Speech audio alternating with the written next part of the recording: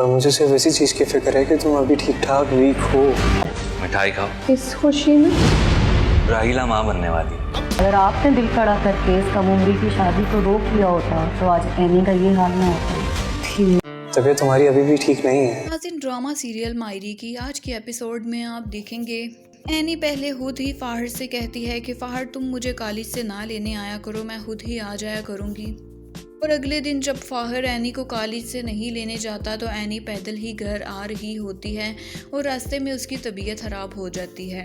Any को इस तरह सड़क पर गिरता हुआ देखकर कोई औरत उसे उठाकर हॉस्पिटल ले जाती है और वहाँ पे एनी के घर वालों को भी पता चल जाता है और वो सब भी फ़ौरन वहाँ पहुँच जाते हैं।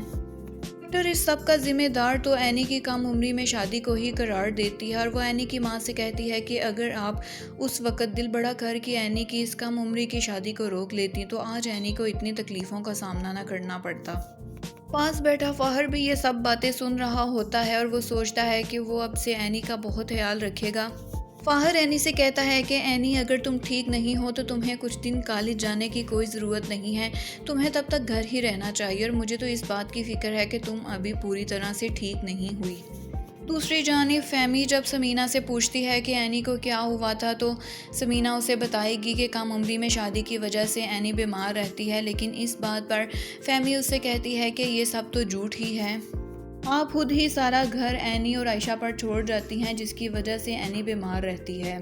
दूसरी जानिब रहीला और एनी की मां की एक दूसरे के साथ लड़ाई हो जाएगी और इस बात पर रहीला एनी की मां से कहेगी, इस घर में तुम्हारी हैसियत ही क्या है, अगर मैं चाहूँ तो हबीब अभी तुम्हें तलाक के 3 लफ्ज़ बोलकर तुम्हें अपनी ज़िंदगी से बाहर निकाल दे, तुम हमेशा के लिए इस घर से चली जाओ। और दूसरी जानिब रहीला और हबीब को ये पता चलता है कि रहीला माँ बनने वाली है, जिसके बाद रहीला बहुत खुश होती है कि अब तो उसके कदम इस घर पर जम गए हैं और अब तो कोई भी उसे इस घर से नहीं निकाल सकता, बल्कि वही एक एक करके सबको इस घर से निकाल देगी। रहीला और हबीब मिठाई लेकर आते हैं और साइका से कहते हैं कि ये मिठाई सबको दो। इस बात पर साइका उनसे कहती है कि ये मिठाई किस खुशी में।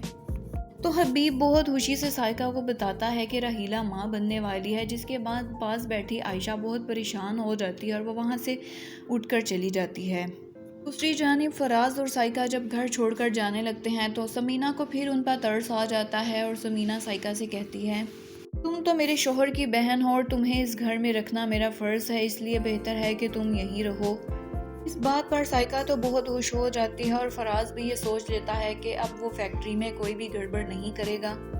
लेकिन हबीब अब भी हरकतों से बाज नहीं आता और वो फिर फैक्ट्री में कोई ना कोई नया कारनामा करता ही रहता है। नाज़रीन, ड्रामा सीरियल मायरी के बारे में कमेंट सेक्शन में अपनी राय का इजहार ज़रूर करें और मज़ीद ड्रामा के प्रोमोस और लेटेस्ट अपडेट्स के लिए हमारे चैनल को सब्सक्राइब कर दें।